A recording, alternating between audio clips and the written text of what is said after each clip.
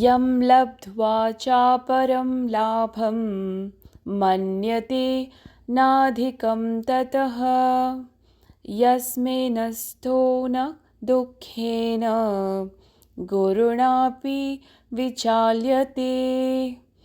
ऐसी अवस्था प्राप्त कर कोई और कुछ श्रेष्ठ पाने की इच्छा नहीं करता। ऐसी सिद्धि प्राप्त कर कोई मनुष्य बड़ी से बड़ी आपदाओं में विचलित नहीं होता। तम विद्याद् दुःख संयोग वियोगम योग संज्ञितम स निश्चयेन योक्तव्यो योगो निर्विण्ण चेतसा।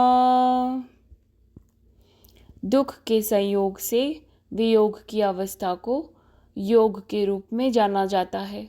इस योग का दृढ़तापूर्वक कृत संकल्प के साथ निराशा से मुक्त होकर पालन करना चाहिए। संकल्प प्रभवान कामान त्यक्त्वा सर्वान् शेषतः मनस्यैवेन्द्रियग्रामं विनियम्य समान्ततः शनैः शनैरुपरमेद् बुद्ध्या धृतिगृहीतया आत्मसंस्थं मनः कृत्वा न किंचित् अपि चिंतयेत्। संसार के चिंतन से उठने वाली सभी इच्छाओं का पूर्ण रूप से त्याग कर हमें मन द्वारा इंद्रियों पर सभी ओर से अंकुश लगाना चाहिए। फिर धीरे धीरे निश्चयात्मक बुद्धि के साथ मन केवल भगवान में स्थिर हो जाएगा और भगवान के अतिरिक्त कुछ नहीं सोचेगा। यतो यतो निश्चरति मनश्चञ्चलमस्थिरं ततस्ततो नियम्येत दात्मन्येव वशं नयेत्। जब और जहाँ भी मन बेचैन और अस्थिर होकर भटकने लगे तब उसे वापस लाकर स्थिर करते हुए भगवान की ओर केंद्रित करना चाहिए। प्रशांत मनसं ह्येनं योगिनं सुखमुत्तमम् उपैति शान्तरजसं ब्रह्मभूतं कल्मषम्। जिस योगी का मन शांत हो जाता है और जिसकी वासनाएं वश में हो जाती हैं एवं जो निष्पाप है तथा जो प्रत्येक वस्तु का संबंध भगवान के साथ जोड़कर देखता है उसे अलौकिक आनंद प्राप्त होता है। युञ्जनेवं सदात्मानं योगी विगतकल्मषः सुखेन ब्रह्म संस्पर्शम् अत्यंतं सुखमश्नुते। इस प्रकार आत्मसंयमी योगी आत्मा को भगवान में एकीकृत कर भौतिक कल्मश से मुक्त हो जाता है और निरंतर परमेश्वर में तल्लीन होकर उसकी दिव्य प्रेममयी भक्ति में प्रमुख सुख प्राप्त करता है। सर्वभूतस्थमात्मानं सर्वभूतानि चात्मनि ईक्षते योगयुक्तात्मा सर्वत्र समदर्शनः। सच्चा योगी अपनी चेतना को भगवान के साथ एकीकृत कर समान दृष्टि से सभी जीवों में भगवान और भगवान को सभी जीवों में देखता है। यो मां पश्यति सर्वत्र सर्वं च मयि पश्यति तस्याहं न प्रणश्यामि स च मे न प्रणश्यति। वे जो मुझे सर्वत्र और प्रत्येक वस्तु में देखते हैं मैं उनके लिए कभी अदृश्य नहीं होता और वे मेरे लिए अदृश्य नहीं होते। सर्वभूतस्थितं यो मां भजत्येकत्वमास्थितः सर्वथा वर्तमानोऽपि स योगी मयि वर्तते। जो योगी मुझ में एक निष्ठ हो जाता है और परमात्मा के रूप में सभी प्राणियों में मुझे देखकर श्रद्धापूर्वक मेरी भक्ति करता है, वह सभी प्रकार के कर्म करता हुआ भी केवल मुझ में स्थित हो जाता है। आत्मौपम्येन सर्वत्र समं पश्यति योऽर्जुन, सुखं वा यदि वा दुःखं स योगी परमो मतः। मैं उन पूर्ण सिद्ध योगियों का सम्मान करता हूँ जो सभी जीवों में वास्तविक समानता के दर्शन करते हैं और दूसरों के सुखों और दुखों के प्रति ऐसी प्रतिक्रिया व्यक्त करते हैं जैसे कि वे उनके अपने हों। जो परम सत्य है, बिल्कुल प्योर, उसे कभी भी व्यक्त नहीं किया जा सकता। उसे अगर व्यक्त सही मायनों में करना है तो उसका जो ढंग है ना सही, बिल्कुल, वो है मौन। इसलिए भगवान महर्षि रमन ने भी बहुत समय तक मौन में ही रहे। उस मौन में ही वो परम सत्य झलकता है, क्योंकि जैसे शब्द आते हैं वो कंसेशन कर देते हैं। जो व्यक्ति ध्यान में चला जाएगा, केंद्रित हो जाएगा, वो परम मौन में चला जाएगा। उसका समाधि में होना ही, उसके उस मौन में होना ही, उसकी जो प्रेजेंस होगी, वही चीज इतनी ज्यादा इफेक्टिव हो जाएगी। हालांकि जो समाधि में है उसके लिए तो है ही, लेकिन जो उसके आसपास भी है, बैठे भी हैं, उन पे भी वो असर आना शुरू हो जाएगा। ऐसे व्यक्ति के पास जाकर आप उसी मौन में स्थित होना शुरू हो जाएंगे। कहा जाता है कि बुद्ध के पास जो भी आता था, कोई भी आता था, कितनी ही चिंताएं लेके आया हो, बहुत द्वेष लेके आया, वो उनके पास जाते ही कहीं ना कहीं शांति में आ जाता था कि वहां अंदर मौन है। जैसे आप मंदिर में जाते हैं तो बड़े विचलित होते हैं मन, जाकर सुकून मिल जाता है। जो व्यक्ति स्वयं में स्थित है, जो स्वयं को जानता है, वो स्वयं ही एक मंदिर जैसा है, क्योंकि उसका मन थिर गया है, रुक गया है। जो व्यक्ति स्वयं स्थित हो जाता है ना, उसके लिए और कुछ श्रेष्ठ नहीं रहता पाने को। और जब ऐसी स्थिति आ जाती तब बड़े से बड़ा दुख भी उसे फर्क नहीं डाल सकता, उस पर कोई असर नहीं डालेगा।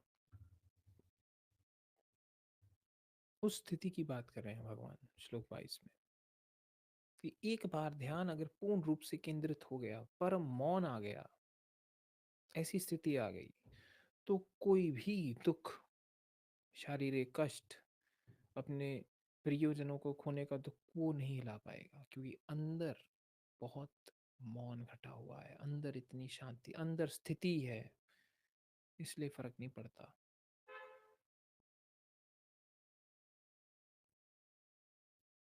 भगवान कहते हैं जो ध्यान है, जो ध्यान योग के बारे में बता रहे हैं, केंद्रित करने की, concentration, one pointedness of the mind,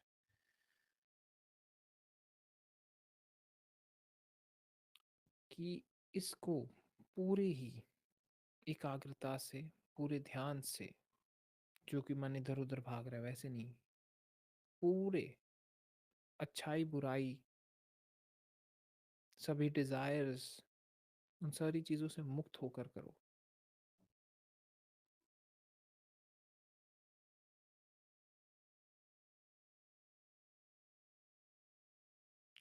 अगर हम दुख को अलग ले लेंगे उससे, तो भी प्रॉब्लम है। जो योगी है उसके लिए सुख दुख एक हो जाते हैं, so he is like in the neutral state. वो दोनों को अनुभव करके भी उसके लिए ऐसा है कि कुछ नहीं है।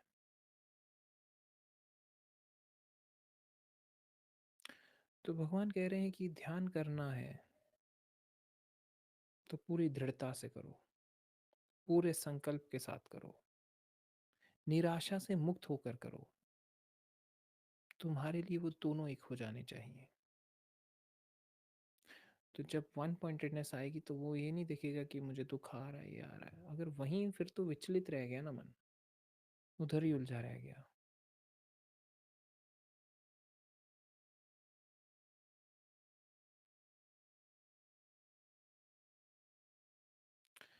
अगर आपको हिला गया छोटी मोटी चीज ही, कोई इधर से आ गई उधर से, फिर तो आप केंद्र में नहीं स्थित हुए।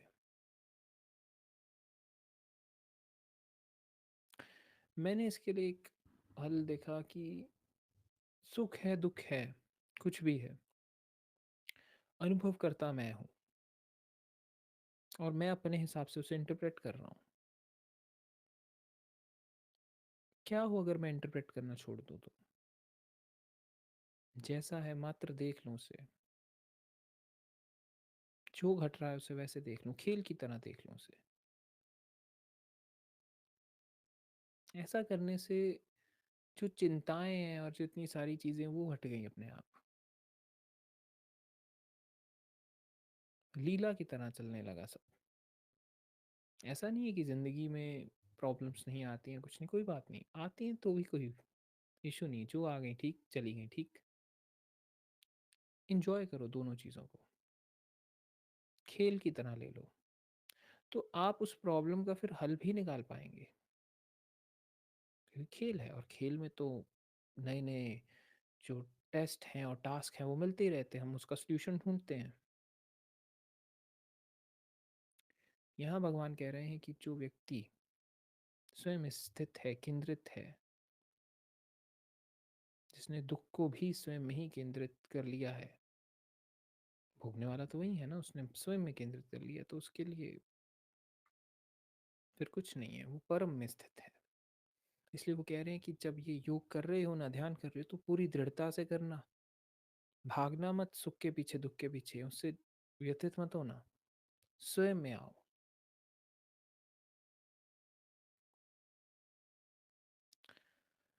तो भगवान कहते हैं कि एक जगह संकल्प करो। नॉर्मली व्यक्ति परमेश्वर पर या किसी नाम पर उस पर स्थित कर लेता है कि हाँ प्रभु है, या बस वो अंदर इनर प्रेजेंस जो होती है ना, बिना नाम की, जस्ट दैट फीलिंग, उस पे, उस भाव पर,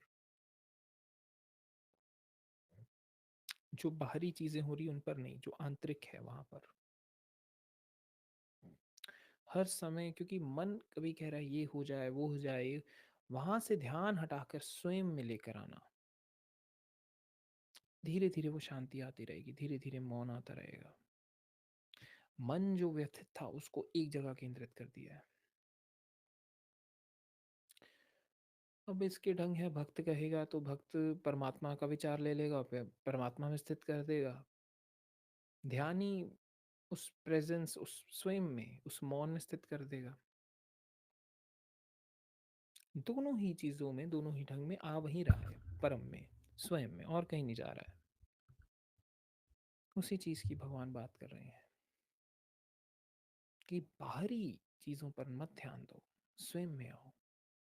या तो भक्ति की तरह आओ कि परमेश्वर में लीन हो जाओ, या फिर स्वयं आत्मन में लीन हो जाओ ध्यानी की तरह, और मौन में आ जाओ, कहीं और मत भागो। इच्छाओं को त्याग दो, सब डिजायर, सभी विचार, इच्छाएं भी विचार रूप में ही आती हैं, उन्हें छोड़ दो। Just abide in that silence, मौन में स्थित होना शुरू हो जाओ, वहीं बैठना शुरू कर दो। यही चीज भगवान कह रहे हैं श्लोक 24 और 25 में।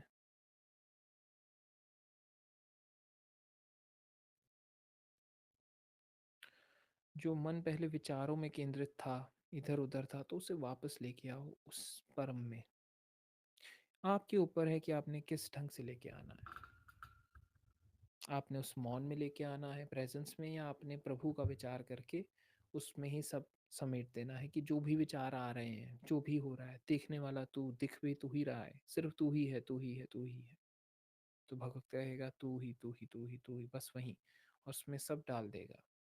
और वहीं ध्यान ही करेगा, मौन, चुप होके बैठ जाएगा। विचार आएंगे आएंगे, देखेगा, आते आते विचार भी मिट जाएंगे, वहां ध्यानी भी मिट जाएगा, ना ध्यानी होगा वहां पे, बचेगा ही नहीं, शरीर भी गया उसका। उस चीज को कहेंगे कि उसने अब सब विचारों को आत्मन में लीन कर दिया, मिला दिया है, परम मौन में। क्योंकि मन भाग रहा है, ये कहीं कहीं हठ योग की तरह लग रहा है कि पकड़ के लेके आना है, पकड़ के, आप समझिए मन को जितना पकड़ना चाहोगे उतना भागेगा। उसे छोड़ देना है, उसे देखना है, उसे बहने दो, बह बहकर उसने खुद ही शांत हो जाना है। इसलिए मन के को रोकना नहीं होता, मन को बहने देना होता है, हमने देखना होता है। मन को रोको मत, विचारों को रोको मत, विचारों को देखो। और जब ऐसी स्थिति आ जाती है, तब वो शांति होती है ना, शाश्वत शांति, परम शांति अपने आप आ जाती है। क्योंकि अंदर के जो डिजायर्स हैं, इच्छाएं हैं, सेल्फ रिलाइजेशन की भी इच्छा है, वो भी बंधन ही है, वो भी छूट जाएगी, और व्यक्ति फिर स्वयं स्थित हो जाएगा, ब्रह्म स्थित हो जाएगा, कर्ता भाव भी उड़ जाएगा, सहज हो जाएगा अंदर, चिंताओं के बिना, मौन। और आगे यही चीज अगर गहरी होती गई तो वो निर्विकल्प समाधि में चला जाएगा। फिर वहां से ये भी नहीं पता वापसी है कि नहीं, क्योंकि वहां पे रहा ही नहीं कुछ, गायब ही हो गया।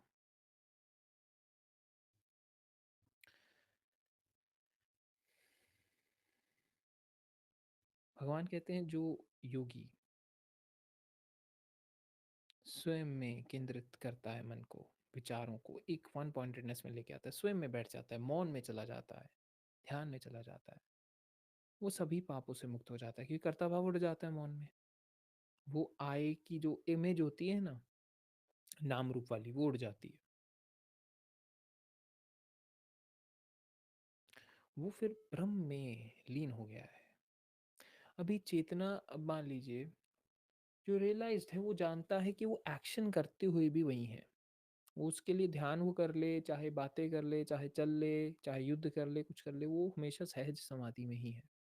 क्योंकि वो जानता है कि वो है नहीं, ब्रह्म ही सब कर रहा है। पर क्योंकि एक्ट करना है, अब मैं यहाँ पे बात कर रहा हूँ तो मैं जानता हूँ ना कि वही बात कर रहा है और कुछ है नहीं। जितने भी रूप है वो भी उसी के हैं और कुछ नहीं है। पर यहाँ पे बात हो रही है उस परम, उस ध्यान की, समाधि की। तो इसलिए बहुत सारे लोग समझते हैं कि रियलाइजेशन इज ओनली अबाउट कि चुपचाप व्यक्ति समाधि में बैठ जाए, तो नहीं। बहुत से लोग हैं जो बहुत बहुत ध्यान कर लेते हैं, 8 8 घंटे, 9 9 घंटे, 10 10 घंटे, दिनों के दिनों बैठे रहेंगे। बहुत से योगी बहुत सालों से बैठे रहे हैं, फिर भी कोई गारंटी नहीं है कि उन्होंने रियलाइजेशन घट गई। सत्य में वो कर क्या रहे हैं, वो कर रहे हैं कि अटेंशन जो चेतना की बाहर थी ना, अंदर लेकर आ रहे हैं। वो उन्हें अभी भी हर जगह वो ब्रह्म स्वरूप नहीं दिख रहा, जब दिख गया, हर जगह वहीं दिख गया, तो समाधि में आए, समाधि में नहीं आए तो भी एक समान, क्योंकि वो समाधि में ही है। समाधि मतलब क्या, क्या है समाधि? समाधि अर्थ कि जो व्यक्ति स्थित है स्वयं में, जो व्यक्ति मिल गया है स्वयं में, परमात्मा में मिल चुका है, जिसका नाम रूप वो जानता है सिर्फ एक टैग है, उससे जुड़ा नहीं हुआ है, वो जानता है जो भी है सारा सिलसिला वो ब्रह्म ही है। फिर ना वो करता है, ना उसके लिए पाप है, ना उसके लिए कुछ है। श्री कृष्ण आपको युद्ध करवाते हुए दिखेंगे, ध्यान में नहीं दिखेंगे, फिर भी वो परम योगी हैं, क्योंकि वो सहज समाधि में है। यहाँ अर्जुन को समझाया जा रहा है उस अवस्था के बारे में, उस चीज के बारे में, ताकि वो स्वयं में आए, स्वयं में घटे। और भगवान कहते हैं जो व्यक्ति स्वयं में आ जाएगा, केंद्रित हो जाएगा, वो खुद को ही देखेगा सब में, और हर एक चीज उसमें ही होगी, उसे हर एक चीज एक ही लगेगी। सो एक ढंग है कि कहने का कि क्योंकि सब चेतना से ही निकल रहा है, ये जो इंद्रियां हैं ये मुझे संसार बता रही हैं, क्योंकि इन्हें होश है। तो जितना भी मुझे संसार दिख रहा है ना, सिर्फ चेतना से ही दिख रहा है, चेतना की ही बनावट है, चेतना ही है और मैं ही चेतना हूँ। मैं ही हूँ सब, मुझ में ही सब लोग हैं, मैं ही हर रूप में हूँ, हर जगह सिर्फ वही मैं ही देख रहा हूँ स्वयं को हर रूप में, क्योंकि वहां पे मन स्थित है, स्वभाव बदल गया है। एक चीज होती है इस चीज को बार बार याद करना, नहीं, ये चीज आती है स्वयं से, याद करना नहीं होता। याद करने वाले फिर वो शास्त्री होते हैं, उन्हें हर एक चीज को बड़े ढंग से कहना होता है। जो चीज स्वयं में से आ रही है, स्थित है, वो तो हर पल ही है, वो जानता है हर रूप उसी का है, इसीलिए तो सबको एक दृष्टि से देख सकता है।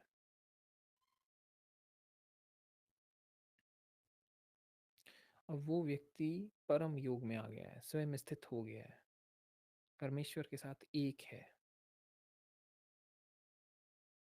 भगवान कहते हैं वो मुझे पूज रहा है,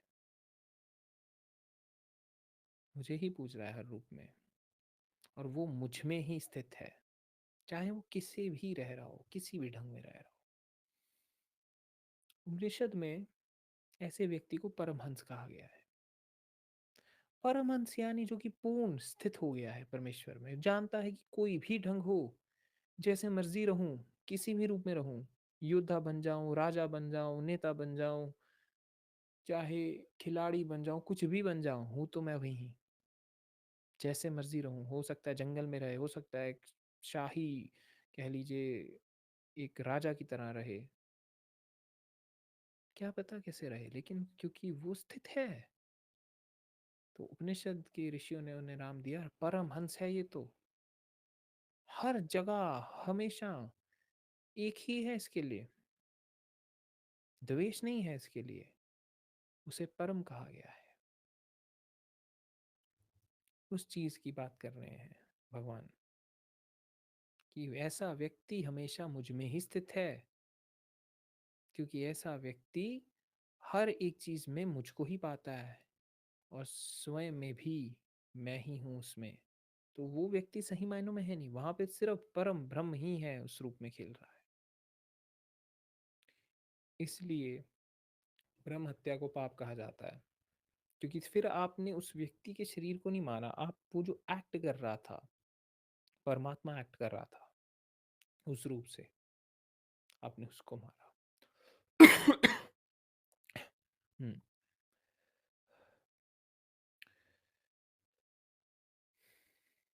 तो भगवान कहते हैं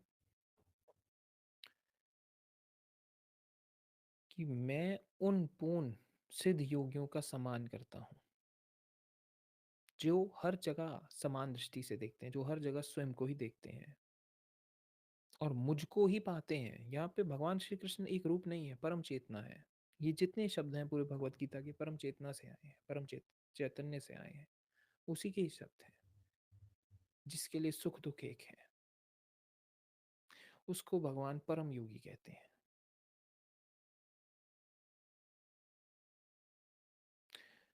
वो व्यक्ति के लिए खेल है सब, समान दृष्टि है उसके लिए, because when you are settled in yourself, you will see that you are not even experiencing anything, कुछ किसी चीज का एक्सपीरियंस नहीं कर रहे हो, वही है जो हर एक चीज का एक्सपीरियंस कर रहा है। साधना में कहा जाएगा कि आप दृष्टा हो, आप ये हो, जो पहुंच गया वो जाएगा मैं दृष्टा भी नहीं हूँ, वही है। इसलिए चिंता भी नहीं है, जो हो रहा है ठीक है, इसलिए सहजता है, अपने आप घट रही है, अपने आप आ रही है, कोई चिंता ही नहीं है।